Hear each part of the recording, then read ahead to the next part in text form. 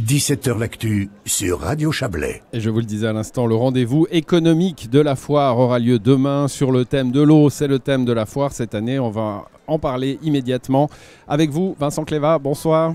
Bonsoir Florian, bonsoir à tous. Le président du FVS Group. Pourquoi vous êtes là? Parce que c'est le FVS Group qui organise le rendez-vous de l'économie. Vous êtes avec Stéphane Marais, bonsoir. Bonsoir. Vous êtes directeur des forces motrices valaisannes. Alors l'eau, c'est le thème de la foire, c'est le petit canard que tout le monde voit et c'est le thème très sérieux des rendez-vous de l'économie demain. Vincent Cléva, vous avez, j'ai l'impression, parce qu'il y a une vedette qui arrive demain, enfin qui vient parler demain, c'est Yvan Bourgnon, le navigateur, qui a un gros projet de voilier qui peut nettoyer les plastiques dans les océans. Et puis vous vous êtes dit, finalement, l'eau, ça coule et ça coule de nos montagnes vers les mers. Tout ça est un problème lié et il faut qu'on l'aborde. Tout à fait. On a une immense responsabilité autour de l'eau. On est dans le bassin versant du Rhône, avec le glacier du Rhône jusqu'à Marseille. Tout le monde est concerné, avec une grosse population en Suisse, en France, voire ailleurs. Il y a un moment qu'on réfléchit sur cette exposition. Et il y a quelques mois en arrière, à la journée de l'économie et de la jeunesse de la Veuvez à Châtel-Saint-Denis. Vous faites toutes les journées de l'économie du monde, vous en fait. Alors ça, c'est dans mon autre job. Ah, d'accord. Dans mon job, parce qu'ici, c'est ma passion. J'ai rencontré Yvan Bourgnon et sa conférence m'a beaucoup plu. Puis vu qu'on a déjà choisi le thème, je lui ai dit, Yvan, on a mangé ensemble, j'ai dit, est-ce que tu peux venir à la Foire du Valais? Ça serait bien de venir donner un petit peu une autre vision de l'eau, parce que l'eau, ici, on la connaît. Des fois, on a trop d'eau et c'est un gros problème. Et puis, juste derrière chez nous, derrière les Alpes, des fois, il y a de l'absence d'eau dans la plaine du Pô. C'est un autre gros problème pour l'agriculture. Et puis, lui s'occupe avec son association du continent plastique qu'on a notamment en Asie. Et comment trouver des solutions pour aller enlever ces déchets, puis faire quelque chose. Et lui, c'est un témoin quand même de ce qui se passe sur la planète. Alors lui a témoigné, j'ai eu l'occasion, le plaisir de le recevoir quelques fois dans les émissions de Radio Chablais. Son projet s'appelle Sea Cleaners et en fait il a eu le déclic, il a traversé les zones polaires et il a vu du plastique dans les zones complètement inhabitées. Ça a été son déclic et son choc en fait. C'est surtout le fait qu'il a fait 2 fois le tour du monde par le nord, sans boussole, sans instrument technique, en je crois 25 ou 30 ans d'écart. Il a vu la grosse différence entre les deux fois où il a fait le tour du monde. Et ça, c'est quand même quelque chose de prenant, de poignant. On verra ce qu'il raconte demain dans la journée de l'économie, mais ça fait réfléchir et on est tous responsables, même au début du bassin du Rhône jusqu'en Asie, on est tous responsables de cette matière qui est vraiment absolument essentielle. Essentielle à la vie sur Terre. Vous l'exploitez, l'eau, Stéphane Marais, à travers, alors je rappelle, les forces motrices valaisannes, donc les barrages, l'électricité. La préoccupation de l'eau propre, elle est dans votre cahier des charges? Alors concernant l'eau et puis les changements climatiques, naturellement la question qu'on se pose toujours c'est quid de la fonte des glaciers? Et puis c'est vrai que c'est dramatique puisque l'être humain est capable d'accélérer la fonte des glaciers. Et puis les spécialistes nous disent que les glaciers vont disparaître à la fin du siècle. Et ça, c'est une très mauvaise nouvelle, puisqu'on est capable de changer de climat. Cette année, on va donner l'information, 10% en quelques mois, en une année, je crois, un truc de fou. C'est complètement fou. Ceci étant dit, je pense que c'est important de savoir que pour la force hydraulique en Valais, les glaciers, c'est 3%. Ça veut dire que c'est dramatique de les voir fondre, mais la disparition des glaciers, ça ne va pas remettre en question la force hydraulique. Ça veut dire que les barrages vont continuer de se remplir au-delà de la fonte des glaciers. Et ça, c'est une partie positive parce que les spécialistes nous disent qu'aujourd'hui, il y a 6 milliards de mètres cubes qui sortent du Valais à travers le Rhône. Puis à la fin de ce siècle, ce sera la même chose. Ça veut dire qu'il y aura toujours de l'eau pour remplir les glaciers, pour remplir les barrages. On sent que le sujet vous préoccupe parce que vous n'avez pas du tout répondu à ma question en fait. Elle allait venir celle-là sur la fonte des glaciers, le château d'eau. Moi je vous parlais de la propreté de l'eau. On trouve des plastiques dans les océans, on en trouve dans vos barrages? Vous avez une gestion de ça? Alors je pense que ça c'est aussi un élément qui est vraiment l'élément de l'avenir. Aujourd'hui on a des barrages, ce sont des barrages hydroélectriques. Et demain, on pense que ces barrages seront des réservoirs multifonctionnels. Parce que l'eau, pour répondre à votre question, l'eau dans les barrages, elle est merveilleusement propre. Et c'est un réservoir d'eau pour la force hydraulique, aujourd'hui, demain aussi. mais ça sera aussi une réserve d'eau Donc, potentiellement potable. Voilà. Elle est potable. Elle est potable, ouais. Et puis on pense que les barrages demain seront, comme je l'ai dit, des réservoirs multifonctionnels et serviront pour la force hydraulique, demain encore plus qu'aujourd'hui, parce qu'on va sortir des énergies fossiles, mais servira aussi probablement pour l'eau potable, l'irrigation, mais aussi les barrages servent à la sécurité de la plaine en stoppant les grands apports d'eau. Bon, vous nous rassurez aujourd'hui, hein, parce que c'est vrai que cette affaire de fonte des glaciers sur laquelle vous êtes venu tout de suite, parce que c'est la question que tout le monde se pose. Je l'avais aussi évidemment, cette question sur la fonte des glaciers, quid de l'énergie qu'on appelle tellement de nos voeux. Hein. Vous nous avez rassuré sur ce point-là. Ça veut dire que ce château d'eau de l'Europe que sont les Alpes, et en particulier les Alpes suisses et valaisannes, n'est pas fragile finalement, ou en tout cas pas à moyen terme. Le grand défi de l'eau demain en Suisse, c'est la qualité, et puis la qualité principalement. Puis ensuite, avec les changements climatiques, on sait que localement, temporairement, il y aura des grandes variations. On commence à le voir aujourd'hui avec des étés extrêmement chauds, parfois très secs, parfois très pluvieux. Donc il y aura des grandes dispersions localement et puis temporellement. Par contre, les spécialistes de nouveau nous disent, aujourd'hui, la Suisse a un château d'eau. La Suisse restera un château d'eau. Il y aura des différences aussi. Et ça, c'est peut-être aussi une mauvaise nouvelle pour le tourisme. Hein. On sait la neige, bien sûr. Il y aura toujours autant d'eau, mais plus sous forme de précipitation, de pluie que de neige. Plus que de neige. Mais ça, ce n'est pas le problème des producteurs hydroélectriques, ça sera d'autres problèmes. Alors, de la société, voilà. Bien donc sûr. Le message reste dramatique. Hein. On est capable de changer le climat, mais égoïstement, pour la force hydraulique, on voit qu'on aura toujours de l'eau et on va toujours produire et toujours plus produire de force hydraulique, d'énergie renouvelable, indigène, dans ce contexte de la transition énergétique. Bon, Vincent Cléva, il y aura cette conférence d'Yvan Bourgnon, on l'a dit, sur la protection des eaux, les enjeux des bassins versants qui amènent la pollution vers les océans, enfin vers les lacs, les rivières, les océans. C'est un cycle. D'ailleurs, ça fait partie des limites planétaires des Nations Unies. Il y a 9 limites planétaires, 6 sont déjà franchies. Ça, c'est des mauvaises nouvelles qu'on nous donne régulièrement. Il y en a 2 sur l'eau, c'est l'acidification des océans, je vais y arriver. Qui elle n'est pas encore franchie, et le cycle de l'eau lui par contre est franchi. Vous allez l'aborder demain avec Yvan Bourgnon parce qu'il participera aussi à la table ronde. Bien sûr qu'il participera à la table ronde, mais on va laisser les spécialistes parler entre eux. Nous on est juste organisateurs, on s'occupe d'amener la thématique de l'eau, pas seulement dans la conférence de demain, mais avec une exposition qui est très didactique, qui parle autant aux jeunes élèves, on a fait ça avec le service de l'enseignement d'ailleurs, que pour tout un chacun, pour réfléchir sur l'eau. Puis après, on invite des spécialistes, mais nous, on est juste organisateurs, notamment Stéphane, qui sera présent à la table ronde, avec Yvan, pour discuter de toutes ces problématiques-là. Et nous, on ne veut pas se mêler de ça. L'année prochaine, on passera à d'autres choses. Je veux juste organiser. Bon, et puis vous le faites bien parce que là on donne envie, mais en fait c'est complet, comme la plupart des rendez-vous de la foire sur inscription. Merci à tous les deux, ça sera demain matin ce rendez-vous autour de l'eau, le rendez-vous économique de la foire du Valais. Bonne soirée à vous, bonne fin de foire. Et nous poursuivons avec la culture. Le rendez-vous de la culture est traditionnel aussi à la foire. Il a eu lieu ce matin avec un thème, l'innovation culturelle au service du territoire et de ses acteurs. La culture valaisanne a déjà beaucoup innové ces dernières années. On s'en est fait l'écho dans cette émission très souvent. Elle ne s'arrête pas en si bon chemin, visiblement. On parle encore d'innovation. Et ce matin, on a aussi dévoilé le lauréat d'un appel à projet patrimoine et tourisme. Et on va en parler puisque c'est intéressant, mais aussi que le projet lauréat est chablaisien. Et qu'il est autour de Trois-Torrents et des Moulins de Latine. On va en parler avec vous, Jean-Pierre Pralon. Bonsoir. Bonsoir Florian. Vous êtes le directeur de Culture Valais. Vous êtes venu avec Emmanuel Pignat. Bonsoir à vous. Bonsoir. Vous avez gagné ce projet patrimoine et tourisme. Donc vous avez répondu à l'appel à projet. C'est vous le lauréat pour un projet autour du Moulin de Latine dont on va parler dans un instant. Un mot sur l'innovation, Jean-Pierre Pralon. J'arrête pas de dire que la culture valaisanne a trouvé le truc. Ils se sont réunis, ils ont fait la bobo. Pour les innovations jaillissent comme des étincelles plusieurs fois par année depuis quelques années. Et puis ça continue, vous voulez encore miser là-dessus? Mais on ne veut pas que ça s'arrête que ça continue.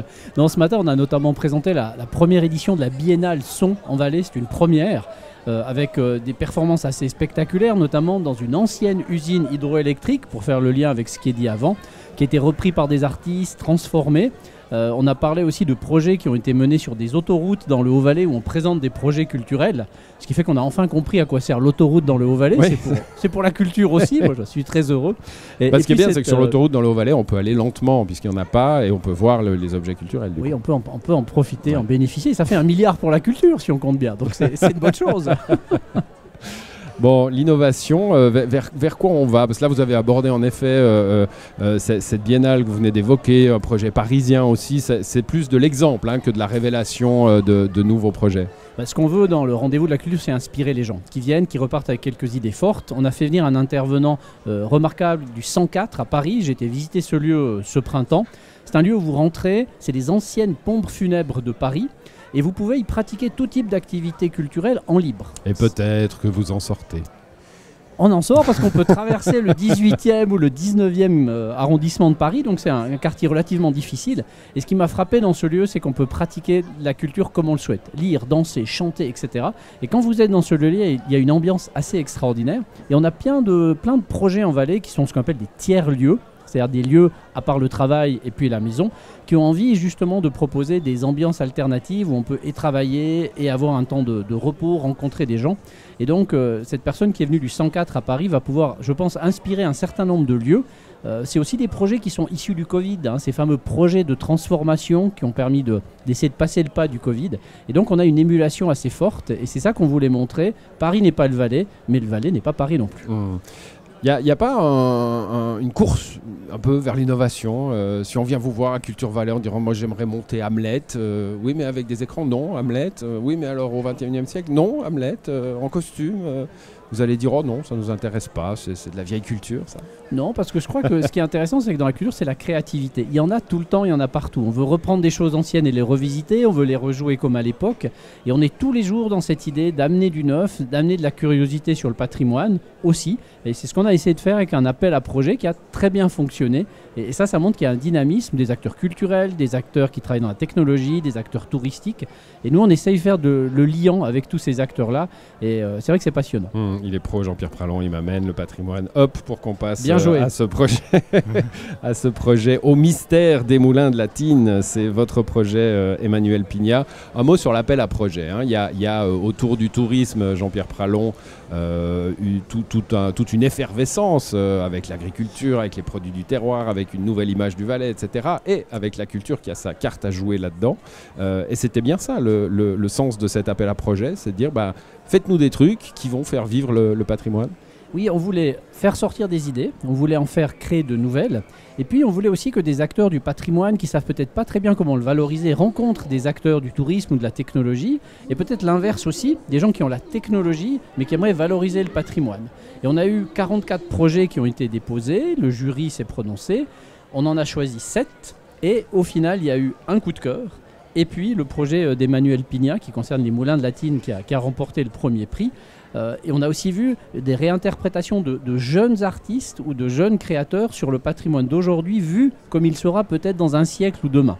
Donc c'est extrêmement intéressant, passé, présent, futur. On a eu vraiment de très très beaux projets et le jury était composé notamment de chefs de service du canton du Valais et de gens externes qui ont estimé que c'était un très bon niveau de projets qui ont été proposés. Alors moi j'ai vu autour de ce projet Emmanuel Pignat, les mystères, enfin au mystère des moulins de la Tine, un petit PowerPoint très, très mystérieux aussi pour moi, parce qu'il n'y avait que des images, donc j'ai pas tout à fait compris. J'ai vu qu'il y avait visiblement une sorte de chasse au trésor à travers une application, c'est ça? Oui, alors l'idée c'est de développer une application en fait, qui va permettre à des acteurs touristiques ou culturels de créer des jeux de pistes ou des chasses au trésor, soit dans des villes, des villages ou des musées, pour mettre en valeur en fait, le contenu, le présenter sous forme de jeu, amener de l'interactivité en fait, et tout ça de manière abordable parce qu'on a une interface de création qui permet de créer le jeu. Et on peut le faire. Vous dites abordable financièrement pour la création du concept, parce que j'imagine, c'était d'ailleurs un des enjeux de l'appel à projet, que ce projet lié aujourd'hui au Moulin de la Tine à Trois-Torrents, il peut être développé dans d'autres régions qui vous aborderaient pour ça. Oui, c'est exactement ça. Donc ça fait déjà 2 ans que je travaille sur le projet de base, donc le moteur de jeu.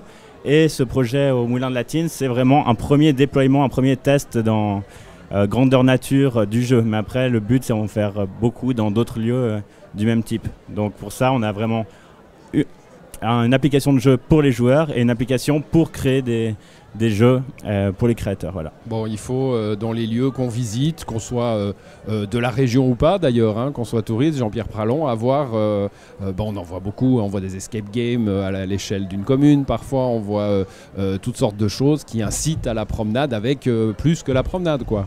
Oui, puis on peut l'avoir avec son smartphone, on peut l'avoir avec des lunettes de réalité augmentée ou du virtuel. Il est dans le futur, Jean-Pierre Pralon, c'est dingue. Ou alors des jeux très concrets, des jeux de piste à l'ancienne, la chasse au trésor. Avec du lancer de hache. Voilà, et puis on aime tous jouer à cache-cache d'une manière ou d'une autre. Et donc on voulait que le patrimoine soit présenté peut-être de manière différente, originale, aussi par de jeunes créateurs comme Emmanuel Pigna, avec un regard nouveau, avec les outils d'aujourd'hui pour un tout public. Et je pense que les gens sont friands de parcourir leur région, à pied notamment, et de découvrir le patrimoine avec tout ce qu'ils ignorent, par exemple sur les moulins de Latine. Bon, c'est une balade, c'est une chasse au trésor. Comment vous mettez en relief le patrimoine à travers votre programme ? Alors ce ne sera pas forcément une balade parce que ce sera vraiment pour accompagner le visiteur sur les lieux. Mais l'idée c'est de lui faire découvrir en fait le patrimoine industriel par le jeu. Alors par exemple, on a une forge où il y a plein d'outils de différents types. L'idée, par exemple, on pourrait dire, il y a un outil qui a été volé pendant la nuit, on vous donne l'inventaire de ce qu'il devrait avoir là dans la salle, retrouvez-moi l'outil manquant. Et comme ça, par le jeu, on est amené en fait à découvrir l'utilisation des anciens outils de manière un peu détournée, on va dire. Et c'est le capitaine Moutarde dans le moulin, donc hein, c'est ça, bien sûr. Vous vous venez du numérique, vous, hein, j'ai vu. Oui. Vous sentez artiste un peu aussi ? Un peu, oui. J'ai fait un... Vous avez des graphistes avec vous ? C'est vous le graphiste ? C'est moi qui fais un peu tout pour l'instant parce que j'ai pas le moyen de me permettre d'engager des gens, mais oui, j'ai fait un doctorat en fait en intelligence artificielle ici à l'IDIAP et j'ai toujours voulu raconter des histoires, j'ai toujours aimé écrire et comme je suis aussi un peu timide, je me suis un peu caché derrière une application en fait qui permettra de raconter des histoires aux gens sur les lieux même de l'histoire où ça s'est déroulé. Quelle merveille, Jean-Pierre Pralon, quand on peut lier l'apprentissage, le job avec la passion. Oui, je pense que c'est remarquable. Ça ne peut que marcher. Oui, puis le jeu, c'est ce qu'on a tous envie de faire, comme raconter des histoires aussi. Et ce qui compte pour nous, c'est quel que soit l'outil, c'est le sens qu'on y met. C'est qu'est-ce qu'on va apporter. On peut utiliser la même technologie et avoir un rendu qui est peut-être pas très intéressant graphiquement, puis au niveau du contenu, ça va pas très loin. Voilà, un objet perdu, on essaie de le retrouver et puis on essaie de savoir à quoi il sert. Si on ne l'avait plus, est-ce que ce serait un problème ? Je trouve que c'est intéressant de résoudre ces petites énigmes et puis de se poser ces questions en jouant et en apprenant. On peut faire ça à l'école et on peut faire ça au Moulin de Latine. Très rapidement, Emmanuel Pignal, autour des Moulins de Latine, on peut déjà jouer. J'ai vu des expériences c'est des testeurs ou Non, on peut. C'est pas encore. Ça sera peut-être pour l'année prochaine, on va dire l'été prochain. D'accord. Donc dans votre document, les expériences testeurs, c'est des copains à vous qui ont pu tester le truc avant qu'il soit public, mais il le sera. Le prix aujourd'hui, enfin le fait d'avoir gagné cet appel à projet, ça donne un coup de boost pour vous, c'est intéressant. Oui, outre l'aspect financier, bien sûr, qui est très intéressant, c'est surtout la preuve sociale que ça va apporter, permettre vraiment d'approcher d'autres clients, d'autres régions, des musées. Et c'est ça l'important, je dirais. Bon, le téléphone va sonner maintenant avec plein de communes qui vont dire « Ouais, nous, on a un espèce de mazo, là, on aimerait bien une petite application. » C'est excellent. Oui, là, merci c'est le but. En tout cas. Merci à tous les deux d'être passés dans cette émission. Excellente fin de soirée et de foire à vous. On se retrouve dans un instant. On parlera énergie et épuration des eaux. Allez.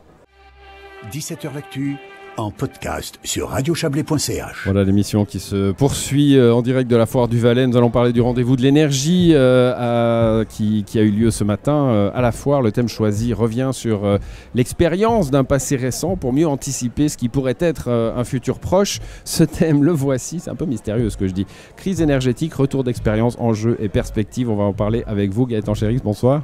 Bonsoir. Vous avez animé toute cette matinée autour de l'énergie. Vous avez donc une vision générale, même si c'est pas vous êtes le patron de l'école d'ingénierie, c'est pas forcément votre spécialité, mais vous avez la vue globale. C'est intéressant, l'année dernière, on était dans le stress total. Il va falloir se doucher à plusieurs, éteindre les lumières. Enfin, éteindre les lumières, il faut toujours, c'est bien. Il faut continuer avec les gestes vertueux, mais enfin, il y avait un stress. Quel bilan on tire de cet hiver qui finalement s'est moins mal passé qu'on pouvait le craindre ?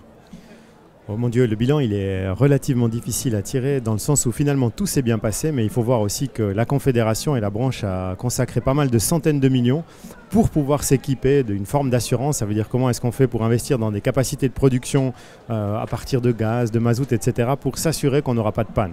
Donc je dirais, on n'a pas eu que de la chance, on a eu aussi des investissements d'argent public absolument monstrueux pour s'assurer qu'on allait passer l'hiver. On y est encore dans cette perspective-là, parce que l'hiver va revenir, la guerre en Ukraine ça continue, l'inflation galope dans toute l'Europe. On nous dit en plus que l'Union européenne va être moins disposée, disons, à vendre de l'électricité et de l'énergie à la Suisse. L'inquiétude, elle est toujours là dans le milieu. Alors ce matin, on avait typiquement à la table Benoît Reva, qui est le directeur de l'Office fédéral de l'énergie, qui nous donnait quelques nouvelles par rapport à ça. Je pense qu'on n'est pas sorti encore du risque. Ça veut dire qu'effectivement, tout le monde doit faire attention, mais il y a peut-être 2 éléments qui ont changé assez massivement. Le premier, c'est que l'an dernier, les centrales nucléaires françaises étaient très peu disponibles, historiquement. Cette année, il y a plutôt 60% de disponibilité, donc on a un peu moins peur.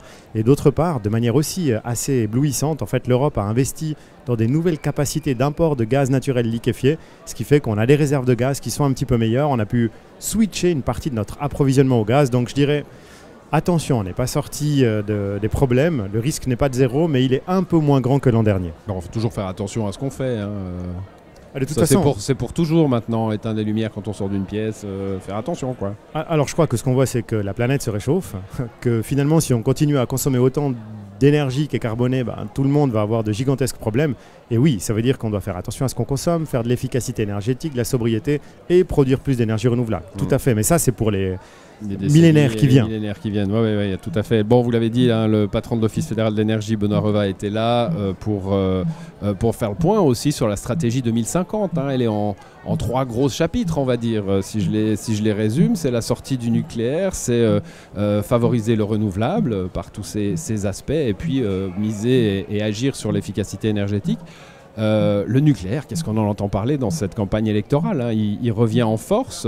Qu'est-ce qu'il vous a dit là-dessus, Benoît Reva, s'il vous a dit quelque chose? Oui, alors bien sûr, c'est une question qui est venue notamment de la part du public. Je dirais que, en très résumé, quand on voit la difficulté de procédure pour faire une installation solaire photovoltaïque en Suisse... Oui, c'est ça. Personne n'en veut dans son jardin. Ça veut dire que le nucléaire, peut-être qu'il va revenir sur le tapis, mais il ne va pas régler le problème des 20 prochaines années. Ça, je pense que c'est vraiment un message extrêmement important à dire à toutes les Suisses et tous les Suisses. C'est-à-dire ça ne va pas changer quoi que ce soit dans les 20 années qui viennent. Donc on va tenter de prolonger les centrales qui sont existantes. Peut-être qu'un jour ou l'autre, il reviendra sur le tapis. Si vous me posez la question de manière personnelle, je pense qu'on a un extrêmement haut intérêt à développer du renouvelable et pas du nucléaire. Mais ça veut dire qu'il faut aussi que parfois, on accepte des projets sur notre territoire qui permettront de produire du renouvelable. Voilà, ça c'est peut-être un petit clin d'œil à un vote récent en Valais. Le renouvelable se développe en tous les cas dans notre pays. C'est une bonne chose, même si ça va pas forcément assez vite. Merci d'être passé nous faire le rapport en somme. Gaëtan Chéry, c'est gentil. Vous avez donc animé ce rendez-vous de l'énergie ce matin. Excellente soirée à vous. On passe à une autre question, à une première pierre qui sera déposée demain à Aigle, une première pierre qui marque le début de la STEP intercommunale région d'Aigle. Alors c'est Aigle, Long, Yvorne, Corbérier et Les Uns qui se regroupent pour épurer les eaux de la région. Le chantier est important. En 2019, lorsque l'association intercommunale s'est formée, le budget était de 33 millions de francs. Il a grandi depuis. On va en parler avec vous. Monda Laura, bonsoir. Bonsoir. Vous êtes municipale à Aigle et présidente de l'AERA, l'association intercommunale pour l'épuration des eaux usées de la région d'Aigle. Première chose, on passe de 4 steps, il n'y en avait pas 5, il y a 5 communes mais il y avait 4 steps, à 1. Oui, tout à fait. On passe de 4 steps à 1.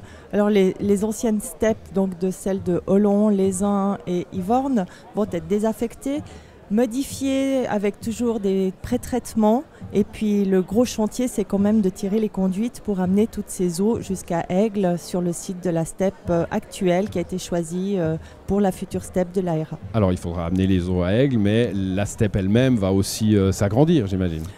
Oui, on n'est plus du tout sur la même surface avec une nouveauté pour cette STEP, c'était aussi le but de se regrouper, c'était de traiter les micropolluants et l'azote qui sont un souci pour l'environnement et pour la santé en général. Ouais, alors ça donne peut-être la clé à ceux qui nous écoutent. Pourquoi finalement on se débarrasse de STEP et puis on en fait une plus grande?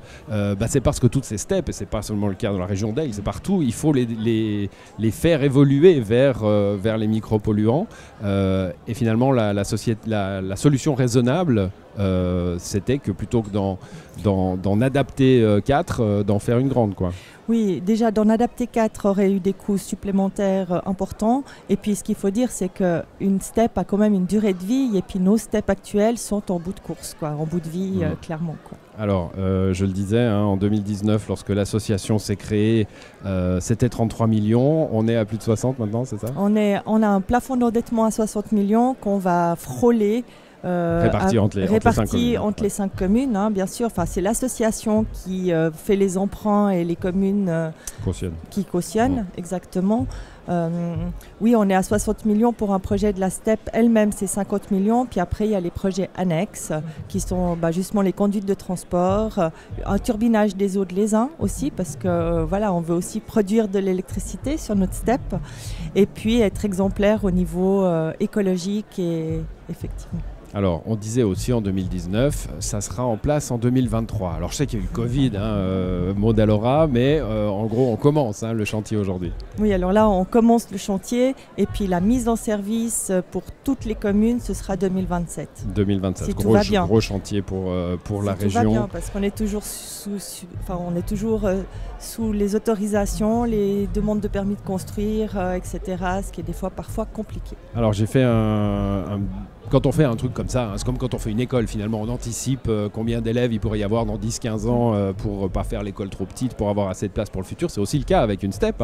J'ai vu qu'il y avait une capacité de 52 000 habitants.